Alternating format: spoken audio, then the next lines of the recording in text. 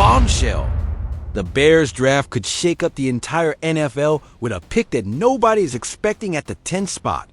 Meanwhile, a star running back from our backfield might be packing his bags before the draft. And if that wasn't enough, they just revealed the real reason behind the signing of that veteran quarterback. The 2025 season hangs in the balance with these three critical decisions. Are we witnessing the resurgence of the Bears or another collapse?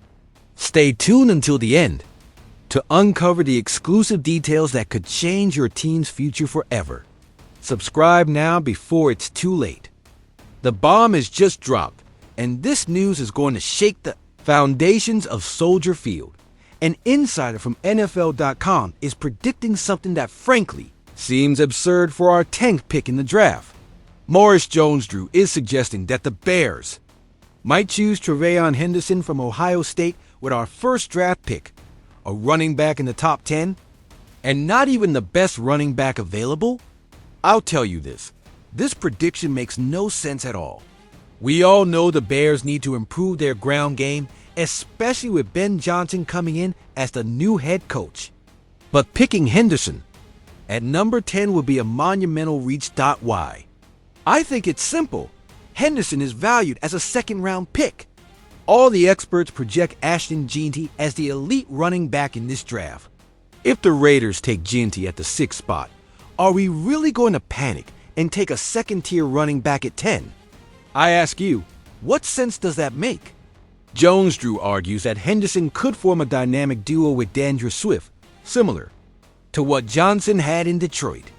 He says Henderson stands out in pass protection, making him a 3-down option. But does that really justify using such a high pick? We have to remember that this team finished 5-12 last season. The Bears have FOUR picks within the top 75. Henderson will probably be available at picks 39 or 41.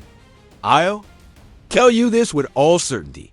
If Ryan Poles picks Henderson at 10, Bears fans will have a collective meltdown. Don't get me wrong. Henderson is not a bad player. He ran for 3,761 yards and 42 touchdowns.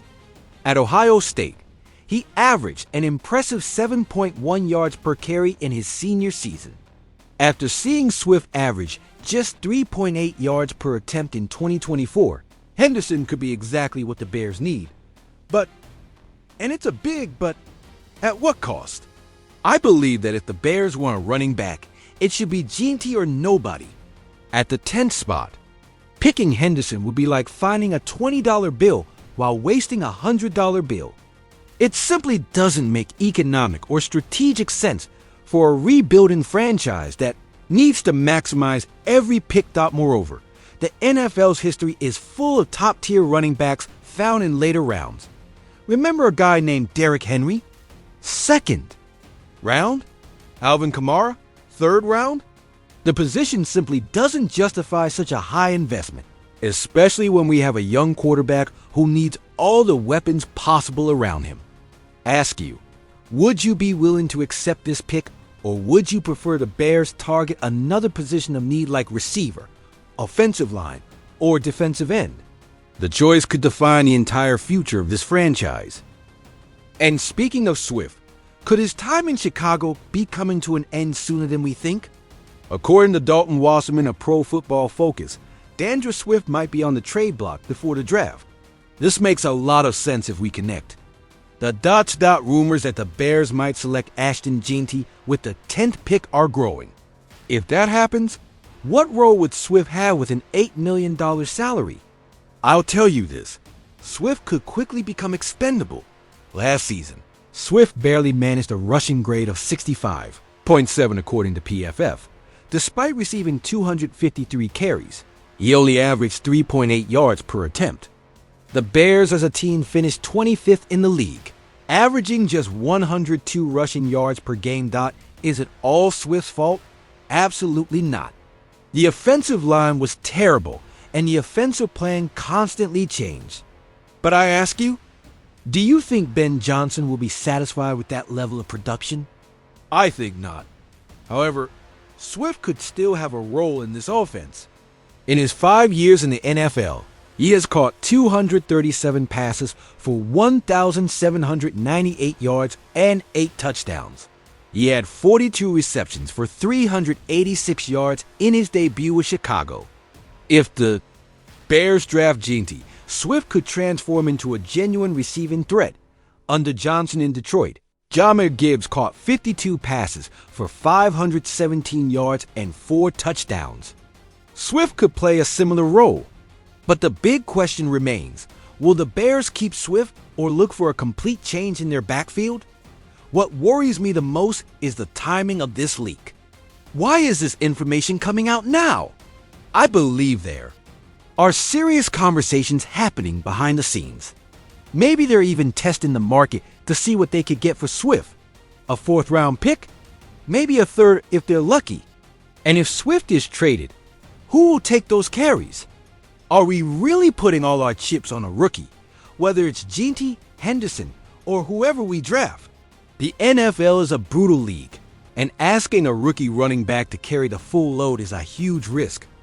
What decision do you think would be best for the team's future?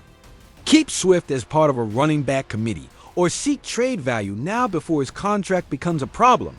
This could be one of the most crucial decisions Poles makes all season. And now let's move on to an addition that could be crucial for the development of our franchise quarterback.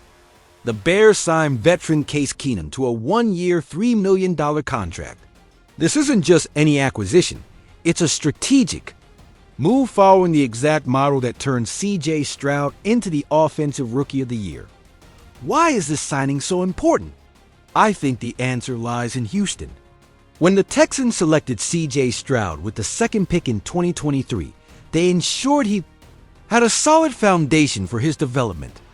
Part of that strategy was having Keenum as a mentor.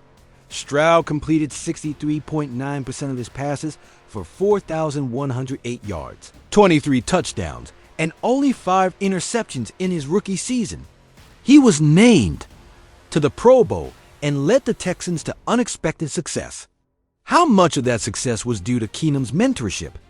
Impossible to measure, but it certainly didn't hurt. I asked you, have we ever seen a Bears quarterback have that kind of immediate success? The answer is a resounding nitrogen monoxide. And Caleb Williams desperately needs that kind of foundation. Williams was sacked 68 times last season, more than any other quarterback in the league. Yes, part of that is his fault for holding the ball too long, but the offensive line was an absolute disaster.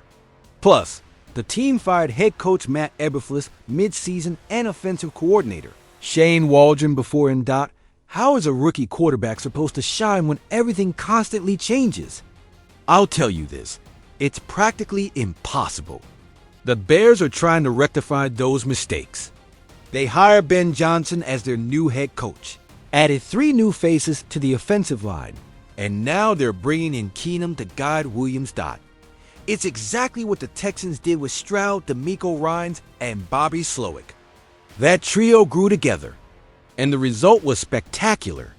The Bears clearly have a similar plan in mind.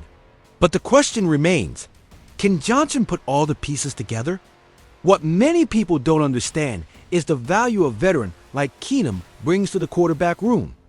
We're not just talking about technical advice on reading defenses. We're talking about life lessons in the NFL. How to handle pressure, how to lead a team, how to keep composure when everything seems to be falling apart. Keenum has been on winning and losing teams. He's been a starter and a backup. He's experienced pretty much everything the NFL can offer a quarterback.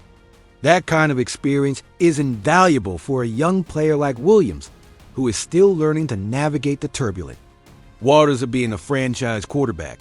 I firmly believe this could be the most underrated acquisition of the entire offseason. Keenum isn't going to make headlines or win games on his own, but his impact on Williams' development could be the difference between having a franchise quarterback for the next 15 years or continuing the endless search for the next great Bears quarterback. Can we expect a similar leap to Stroud's in Williams' second year? Or are there too many obstacles in his way? Your opinion is crucial to this debate.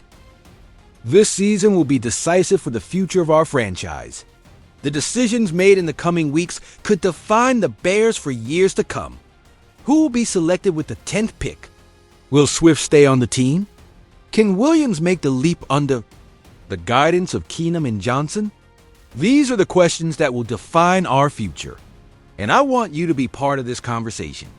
Leave your predictions, opinions, and analysis in the comments. This channel is where true Bears fans gather to debate the future of our team. If you enjoyed this in-depth analysis of the latest Bears news, make sure to subscribe and turn on notifications. We are a family here, united by our passion for the Chicago Bears, and your voice is just as important as mine. Give this video a like if you think the Bears should avoid selecting Henderson with the 10th pick, and share it with other fans who need to be aware of these crucial news. Do you want more exclusive content about the Bears? Tactical analysis? Immediate reactions to team moves? You'll find all that on this channel, but only if you subscribe. The 2025 season will be a turning point for this franchise, and I assure you, you won't want to miss a single detail. Don't miss any updates on your favorite team. Subscribe today and join our Bears Nation community. Together, we will witness the resurgence of this historic franchise. See you in the next video with more exclusive analysis.